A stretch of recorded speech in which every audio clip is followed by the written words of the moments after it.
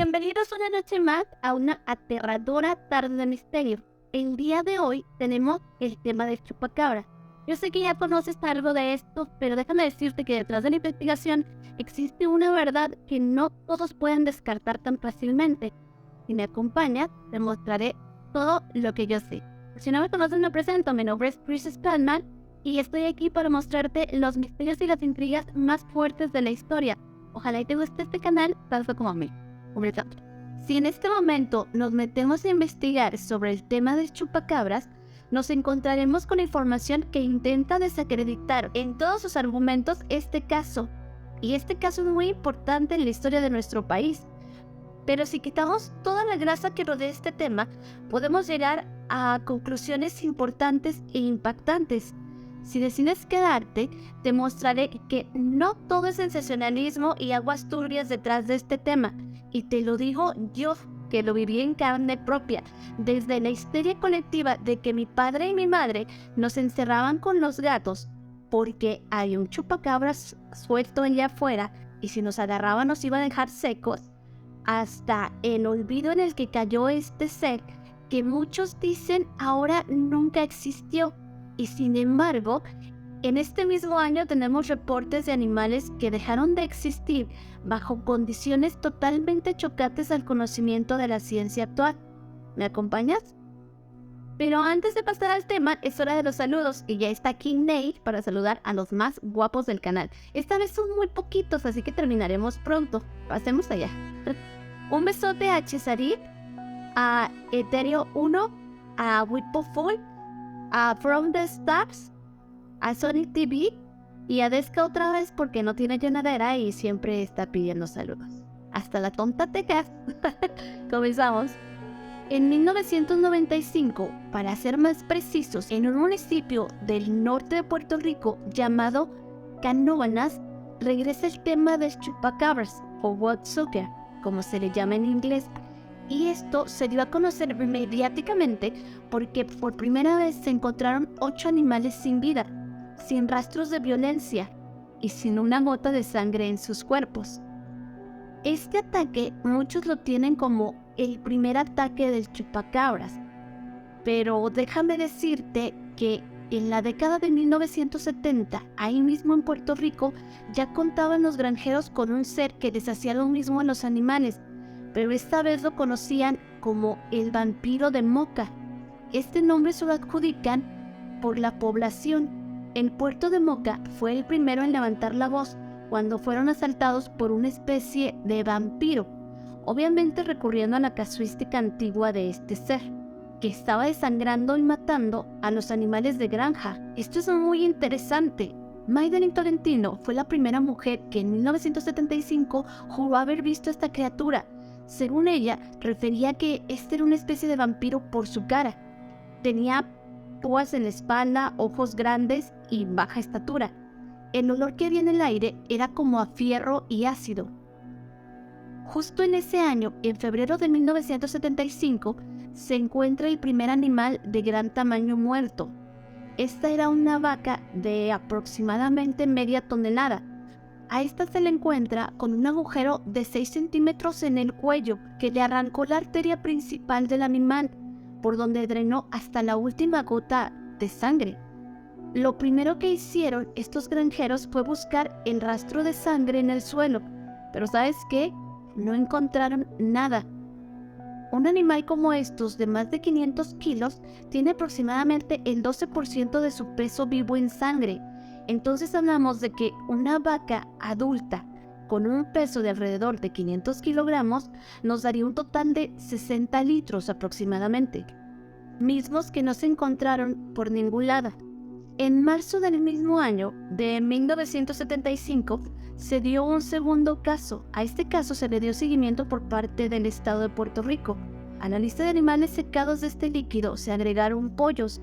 Entonces la lista de víctimas mortales eran vacas, cabras, borregos y pollos. Esto de los pollos hizo creer a la población que seguramente podrían ser serpientes, boas, que salían a alimentarse de estos y como reflejo comenzaron a darles caza. Esto, en medio del pánico de lo desconocido, suena lógico, ¿o no?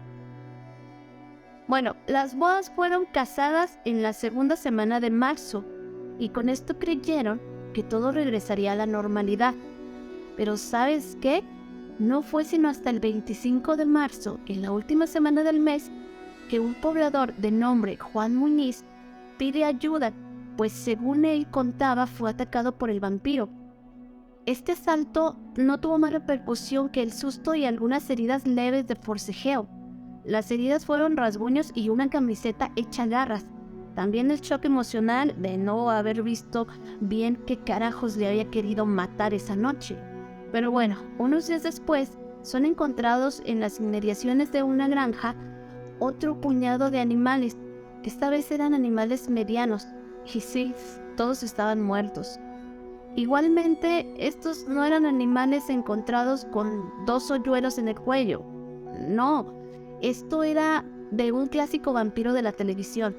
Por lo general, estos animales eran encontrados con una mordedura en el cuello.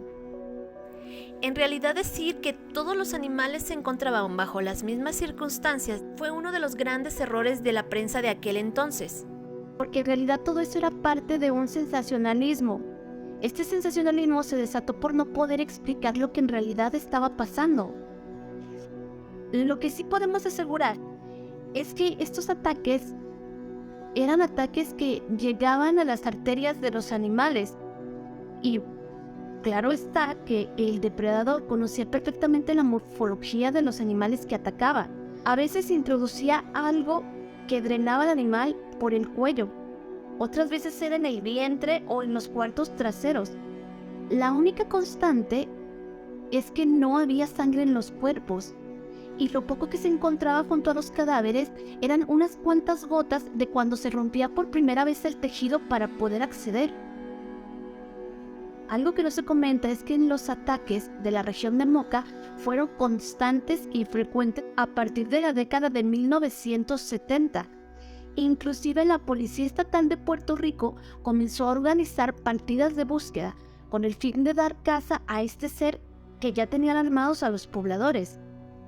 Y sabes que por más que movieron cielo, mar y tierra, no se pudo dar con ninguna criatura desconocida, o por lo menos que atacara con las características que ya describimos. Tanto fue el revuelo en esa década que el Departamento de Vida Silvestre de Estados Unidos metió las manos. Para quienes desconozcan por qué Estados Unidos se involucró, pues básicamente es porque Puerto Rico es un territorio no incorporado a Estados Unidos. Algo así como una colonia, sin utilizar ese término, por supuesto, estamos en pleno siglo XXI. Entonces, estamos hablando de que esto fue algo grande y tuvo presupuesto de investigación. Tuvo expertos en vida feral y nunca se encontró a dicha criatura. Pero ¿sabes qué? El que no se encontrara no significa que Estados Unidos dijera que no existía. Es curioso, ¿verdad? Según los reportes de estas organizaciones gubernamentales, dichos ataques, si existían, fueron hechos por cánidos, es decir, por algún tipo de perro o de lobo.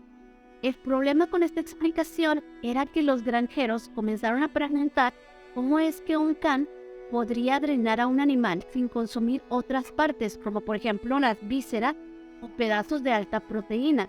Los puertorriqueños no quedaron del todo convencidos con esta explicación. Por muchos estudios que tuvieran quienes asistieron a hacer investigaciones, para los granjeros no eran más que personas que llegaron ahí con una visión demasiado sesgada a comparación de lo que estaba pasando. Curiosamente, después de que Estados Unidos diera un fallo, la prensa de Puerto Rico decidió mantenerse al margen y callar. No quisieron volver a tocar el tema, o al menos no tan profundamente. Y aunque esto no tuvo reflectores hasta 1975, ya algunas leyendas habladas contaban que en aquellas tierras había entidades que drenaban al ganado. Ten en cuenta que Internet no llegó hasta 1980 y para el público en general, para 1990, lo que sesgaba la comunicación y la información al público. Entonces, pues lo que pasaba en Moca, se quedaba en Moca. Un dato por demás curioso y que va de la mano es la mutilación de ganado. Bajo circunstancias por demás extrañas, verás, el primer caso de mutilación se registró el 6 de octubre de 1967 en Sheffield, Colorado.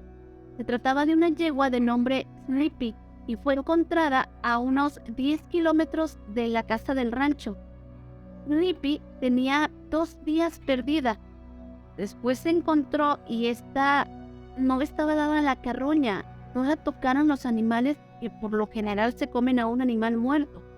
De hecho, se encontraba el cuerpo con los huesos de la cabeza expuestos y limpios. No tenía piel ni carne. Y en el lomo, en la parte de la espalda, también estaba pelada, así decirlo. Se podían ver con claridad algunas vértebras del animal. Esta espalda estaba excoriada, es decir, separaron la piel de la carne. Los cortes eran cortes limpios y en algunas partes se podía ver la cauterización de algunas venas que sangrarían. Entonces, esto se fue repitiendo y se siguió dando. Algo más que llamaría la atención de investigadores enviados por el mismo gobierno y por veterinarios que también se acercaban al lugar para hallar una explicación era que junto a este tipo de cadáveres se encontraban manchas oscuras regadas por donde estaba el animal y aparte encontraban un tipo de aceite oscuro junto al cuerpo, cosa que tampoco se pudo aclarar exactamente qué era. Pero bueno, y me dirás, ¿y esto qué tiene que ver con el chupacabras de Puerto Rico? Pues bueno, para 1975 la mutilación del ganado se volvió recurrente en Estados Unidos, así como en 1975 el ataque del chupacabras se acentuó en Puerto Rico. ¿Qué los unía? Animales muertos sin una gota de sangre, una oleada que se desata en el mismo año y con ataques aislados, pero en hatos de ganado similares, sin importar que estos animales estuvieran en lugares con difícil acceso. Y ya dejando esto en claro, sigamos. Puerto Rico es una isla, y si un animal comienza a verse espontáneamente, pues es porque de alguna manera fue introducido al ambiente. Y quedémonos con esto en la mente, más adelante entenderemos algunas cosas. Para finales de 1975, los ataques del chupacabras bajaron, o al menos eso reportaban los periódicos. Ya solo de vez en cuando aparecía algún animalito, un perro, un cerdo muerto bajo el mismo lineamiento de conducta. Y ojo con esto, porque los casos se aislaron, pero nunca desaparecieron. Siendo ya 1995, en Canónava se despliegan unos ataques brutales contra el ganado. Habían pasado casi 20 años desde los primeros ataques registrados y la gente ya se había olvidado casi por completo del vampiro de Moca. Esto orilla al pueblo a caer en una histeria colectiva, desesperada, porque había algo que estaba matando hatos de ganados completos en una sola noche, sin hacer ruido, y a estos grandes y numerosos animales los dejaba muertos, sin una gota de sangre en el cuerpo.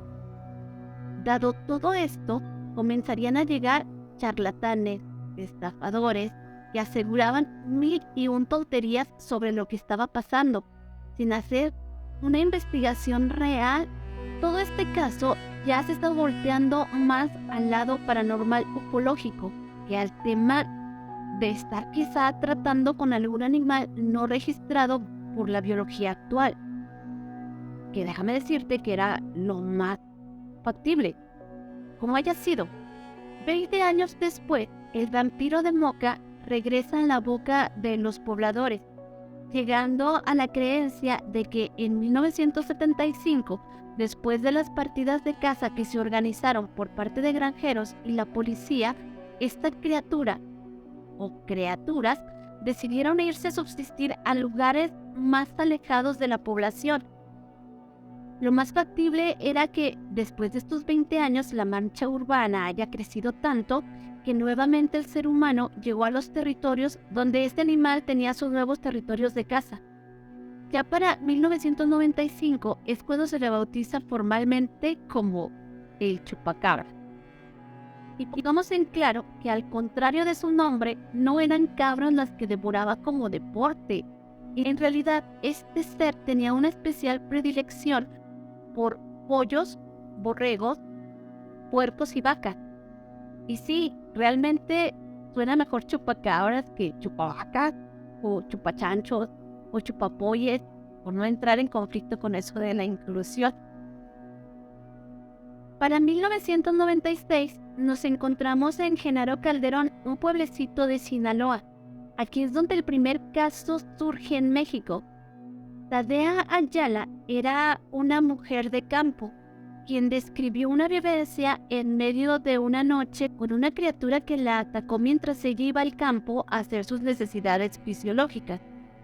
Ella contó que al buscar un matorral y agacharse, escuchó un aleteo de algo a lo que no le puso suficiente atención e importancia.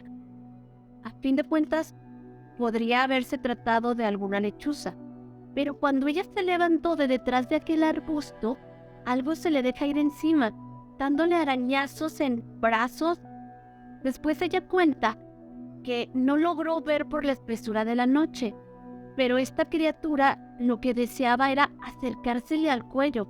Entre arañazos y mordidas, como pudo, logró aventarle al suelo, y esta salió corriendo gritando pidiendo ayuda a quienes estaban en su casa, que en ese momento era su mamá y sus pequeños hijos. Tadea logró dar una vaga descripción de aquel ser, y un estadounidense le dibujó en ese momento lo que verás ahora mismo en pantalla. Para Tadea, esta fue la cosa que le acechó aquella noche y que la atacó. Es un chupacabras al estilo de un canguro. Mucho se dice que aquel aleteo que escuchó Tadea quizá también pudo haber sido algún ruido que este animal emite antes de atacar. En este mismo año, 1996, se desatan los avistamientos en todo México. Y sobre personas atacadas tenemos reportes de Tijuana, Baja California, Guadalajara, Sonora y prácticamente toda la República. Lo importante es que las fechas sí coinciden con el desplazamiento de algo que se movía de norte a sur. No era que en el mismo tiempo se viera en Veracruz y en Sonora. Para nada, los ataques comenzaron en el norte y pasados algunos días se iba recorriendo poco a poco hasta cubrir todo el territorio. Por supuesto, así como iba avanzando hacia abajo, se seguían reportando avistamientos.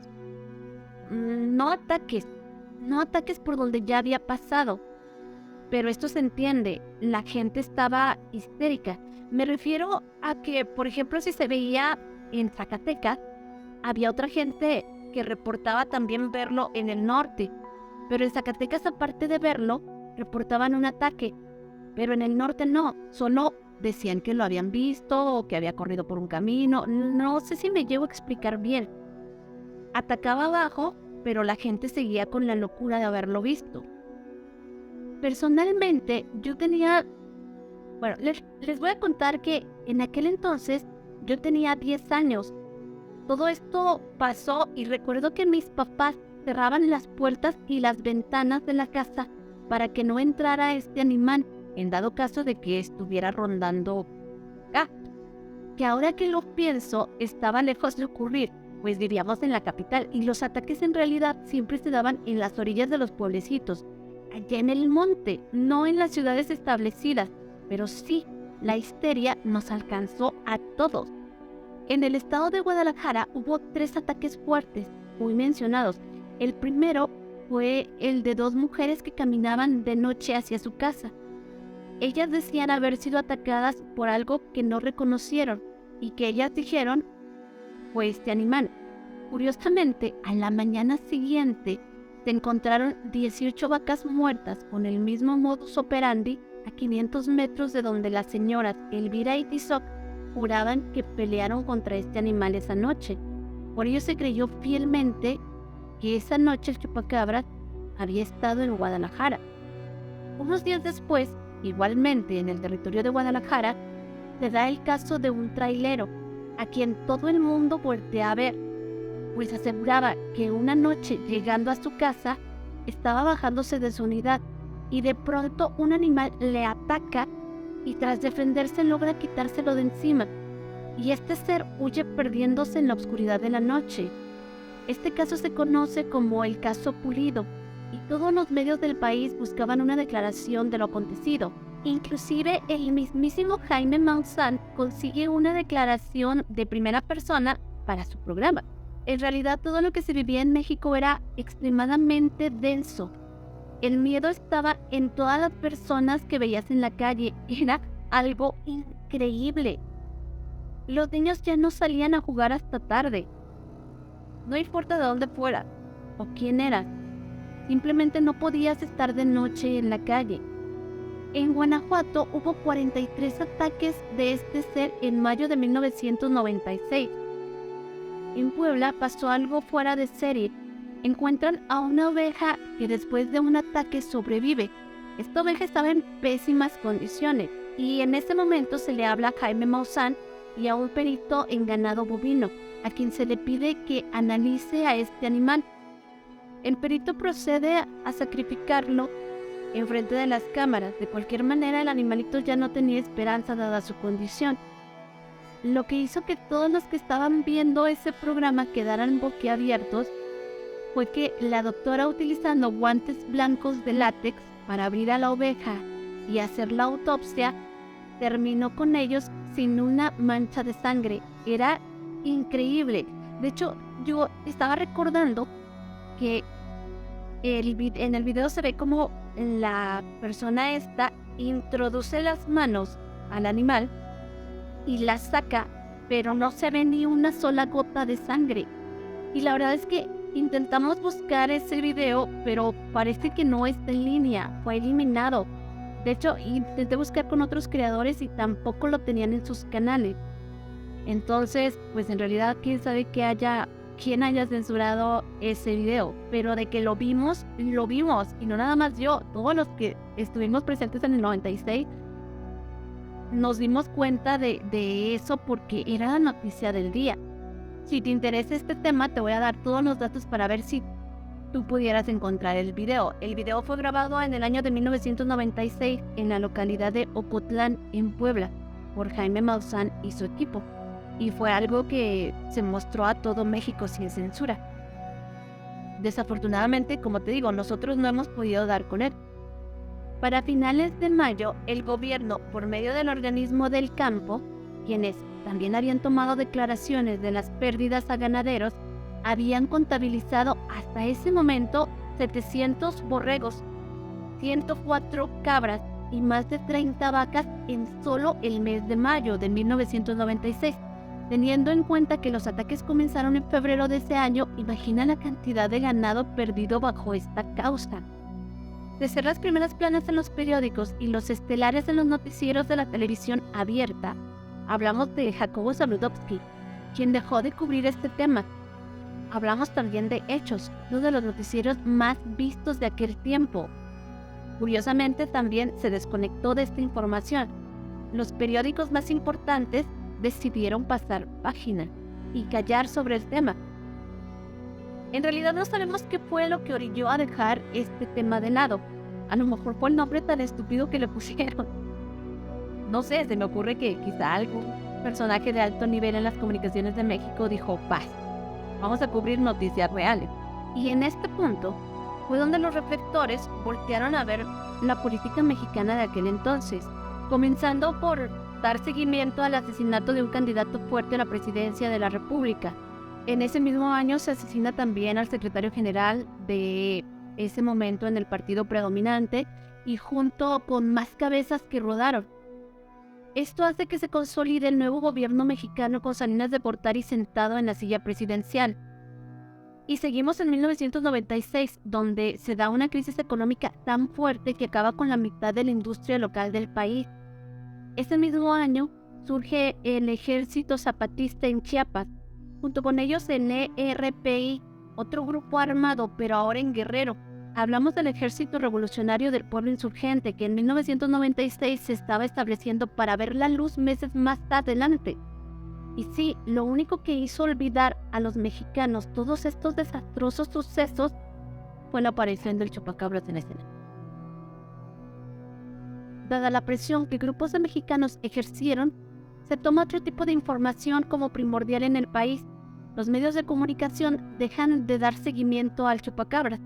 Y la verdad es que esto tenía su razón de ser.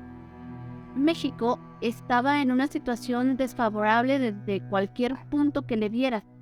y la gente necesitaba estar informada. Pero si lo veíamos desde el punto de la criptozoología, esto que estaba pasando era oro.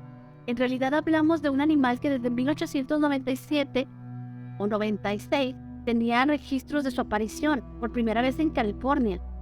Un críptido es para muchos estudiosos del tema tan real como tú y como yo, pues tiene todo lo que se necesita para ser catalogado como un ser existente. Todo a excepción de un cadáver. Sin embargo, no por esto vamos a decir que fue un invento total del gobierno en turno. Para nada, pues recordemos que los ataques no cesan por completo. Recurrentemente encontramos animales que aparecen en las mismas condiciones de muerte en todos los lugares de la República. Vamos a poner un ejemplo reciente. En Zacatecas, en el 2020, en la localidad de Villa Hidalgo, más de 100 cabras y ovejas se encontraron muertas en la misma forma que los primeros casos relacionados con el chupacabra, a tal grado que los ganaderos le pidieron ayuda a las autoridades para que intervinieran y así saber cómo era que sus animales morían desangrados y con algunas heridas que, como ya comentamos, conducían a las principales arterias. Esto fue un caso sin resolver en el 2020. Lo que podemos deducir es que este críptido no es un vampiro, pero sí es un hematófago. No es un murciélago, puesto que estos a mayor tamaño, las razas, se vuelven herbívoras. Es mentira que vuela porque no hay registros de ellos. Según Estados Unidos, es más bien un cánido. Su estatura varía desde los 80 centímetros del de Puerto Rico hasta el 1,50 del chupacabras mexicano. Su peso puede variar en función de su estatura. Oscila de los 5 kilos a los 20 kilos, y su piel puede ser grasienta y resbaladiza, como también puede parecer un perro reseco, muy similar a los animales con sarna. En 2 ocasiones se comentó que tenía púas en la espalda y algunas plumas aisladas en el cuerpo. Había quienes también aseguraban que el chupacabras hechizaba de alguna manera a los animales para devorarlos. Pero no. En realidad, este tipo de ganado en la noche no se mueve mientras duerme. Claro, necesitan dormir como todas las especies. Entonces, este es un animal que los toma mientras están en un letargo. Tampoco se trata de cuatreros espaciales como mucho se mencionó. En realidad ese es otro tema. En concreto se está hablando de la mutilación de ganado. Pero ese no es el tema de hoy. Los cuatreros atacan de una manera distinta. Y aunque lo único que tienen en común es el vaciado de sangre y la fecha relativa en la que aparecieron, no son la misma cosa. En concreto podemos decir que el chupacabras nunca ha desaparecido. Que desaparecieran a los medios es una cosa, pero en realidad siempre ha estado aquí. Ya comenté lo del 2020. Otro caso masivo fue en Puebla en el 2010. 250 chivos muertos en ataques de esta criatura. 2018, Ejido Benito Juárez en Chihuahua, 18 chivos muertos, mismas circunstancias, sin gota de sangre, mordedura en el cuello.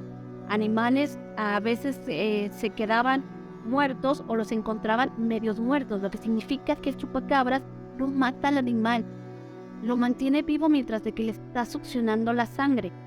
Entonces no es un carroñero, es un cazador. 2018, Ejido Lázaro Cárdenas, Chihuahua, 6 vacas muertas.